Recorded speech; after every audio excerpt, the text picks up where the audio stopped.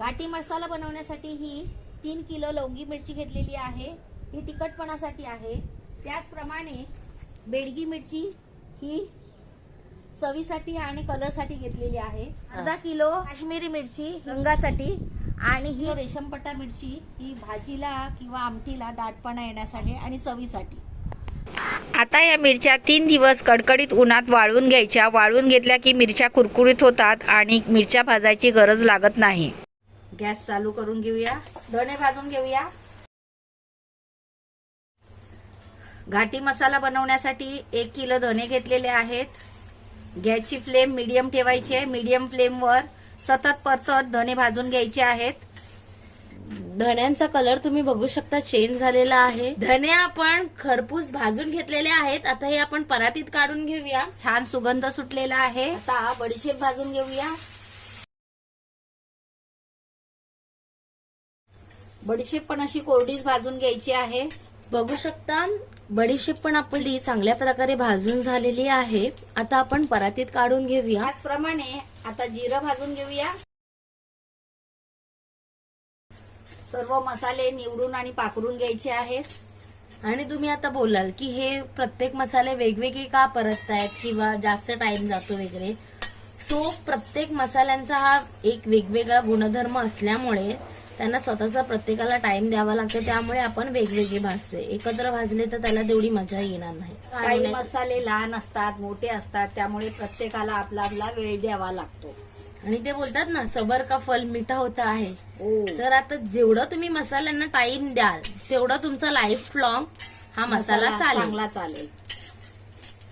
जिरं भाजून झालेला आहे बऱ्यापैकी। आता आपण परातीत काढून घेऊया। मगाशी मी जिरा भाजून घेतलेला आहे। आता आपण जिऱ्याचा मोठा भाऊ म्हणजेच शाही जिरा भाजून घेऊया। हा मोठा भाऊ आहे। शाही जिरा म्हणजे मोठा भाऊ। हा तो फक्त जिरा, ह्याला शाही लावल्यामुळे हा मोठा झाला। शाही जिरा आपला भाजून झालेला आहे। आता आपण परातीत काढून घेऊया। आता आपण दगडफूल भाजून घेऊया। दगडफूल भाजून झालेत, तो काढून घेऊयात।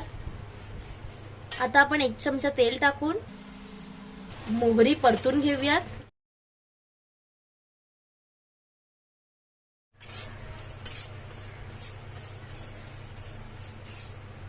आता तमालपत्र भाजून घेऊया। तमालपत्र भाजताना याच्यावर 1 चमचा तेल टाकायचंय, म्हणजे खमंग भाजले जातील व्यवस्थित।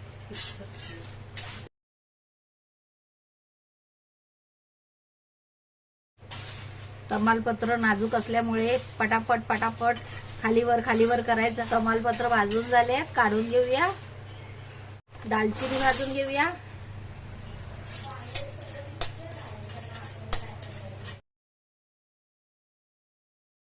मसाला भाजल्याचा सुगंध एकदम अप्रतिम येतोय।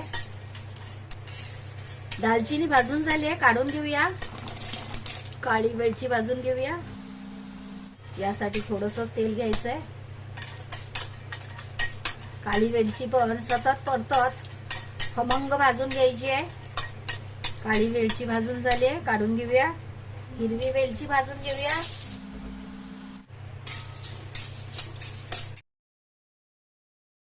वेलची फुलली की काढून घ्यायची। काळी मिरी भाजून घेऊया। काळी मिरी भाजून झाली आहे, काढून घेऊया।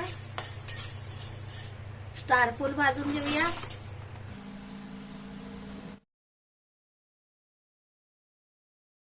सर्व मसाले सतत परतत भाजून घ्यायचे आहेत। स्टार फूल भाजून झालंय, काढून घेऊया।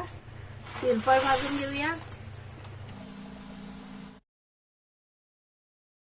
त्रिफळा थोडेसे भाजले नाही तर किती छान सुगंध सुटलाय। त्रिफळा भाजून झालेत, काढून घेऊया। लवंग भाजून घेऊया। लवंग भाजल्याचा छान सुगंध येतोय। लवंग भाजून झाली आहे, काढून घेऊया। नागकेशर भाजून घेऊया। नागकेशर भाजून झालंय, काढून घेऊया। रामपत्री भाजून घेऊया। रामपत्रीला पिवळी जावित्री असेही म्हणतात, कारण जावित्री सारखंच आहे। सर्व मसाले न करपवता भाजायचे आहेत. भाजून झाले, काढून घेऊया. जावित्री भाजून घेऊया.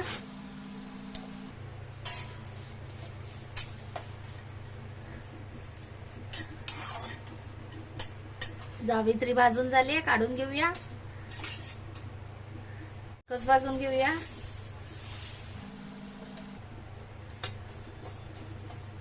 मसाले सतत परतत भाजल्याने सगळीकडून सारखे भाजले जातात. खसखस भाजून झाली, काढून घेऊया. जायफळ भाजून घेऊया.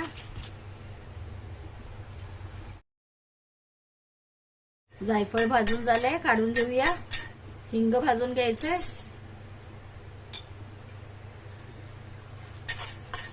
हिंग मस्त फुलून आलेला आहे, काढून घेऊया.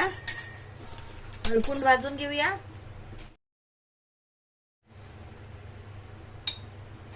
हळकुंड भाजून झाले, काढून घेऊया. हळकुंडला जास्त भाजायचं नाहीये. खोबरं भाजून घेऊया.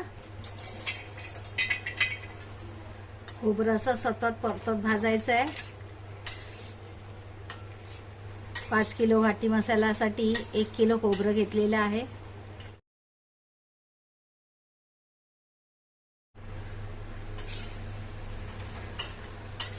खोबरं भाजून झालंय, काढून घेऊया.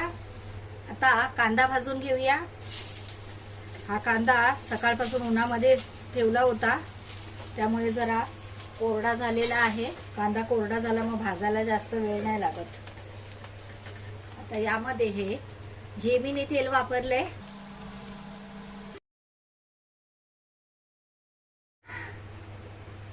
पूर्ण 1 लिटर तेल घेतलेलं आहे मसाला बनवण्यासाठी. या 1 लिटर मधून 1 चमचा खडे मसाले भाजण्यासाठी घेतला होता. बाकी पूर्ण कांद्यासाठी वापरायचं आहे तेल. आता गॅसची फ्लेम हाय केलेली आहे. कांदा हाय फ्लेम वर सोनेरी रंगावर भाजून घ्यायचा आहे. 2 किलो कांद्यासाठी 1 किलो तेल वापरलेलं आहे. हा कांदा तेलासकट कांडप मशीनवर घेऊन जायचं आहे. त्यातलं तेल गाळून काढायचं नाही. हेच तेल मसाल्यामध्ये टाकायचं आहे. तुम्ही बघू शकता कांद्यामधला पाण्याचा अंश संपलेला आहे. आता बुडबुडे बऱ्यापैकी कमी झालेले आहेत. गॅस बंद करूया. तेल गरम आहे तोपर्यंत कांदा शिजत राहील. कांदा गार करून डब्यात भरायचा आहे.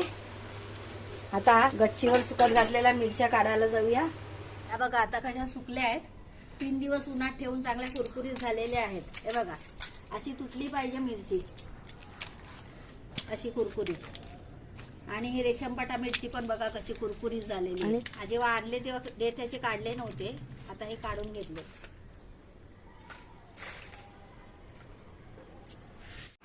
खडे मसाले एका डब्यामध्ये भरायचे. त्याचप्रमाणे भाजलेला खोबरा एक वेगळाच घ्यायचा आहे. 5 किलो घाटी मसाल्यासाठी 2 किलो मीठ घ्यायचं आहे, हे पण वेगळंच घ्यायचं. आणि लसूण वेगळी घ्यायची आहे. असं हे सगळं वेगवेगळं घेऊन जायचं आणि मग तिथे कांडप मशीनमध्ये एकत्र करतात.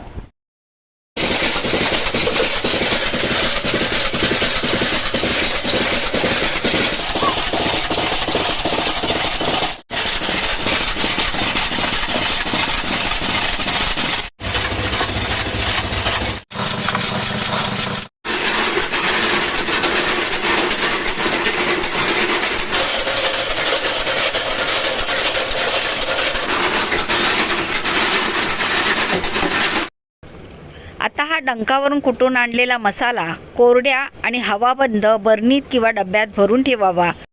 मसाला भरून ठेवताना मसाल्याच्या तळाला आणि मसाल्याच्या वर हिंगाच्या वड्या ठेवायच्या, म्हणजे मसाला अधिक काळ टिकतो. तर मंडळी अशा प्रकारे घाटी मसाला तयार आहे. रेसिपी आवडली तर लाईक करा, शेअर करा. चॅनलवर नवीन असाल तर चॅनलला सबस्क्राईब करा. वेळात वेळ काढून तुम्ही ही रेसिपी पाहिली त्याबद्दल खूप खूप आभार. लवकरच परत भेटूया अशाच एका नव्या रेसिपीसोबत. तोपर्यंत बाय बाय.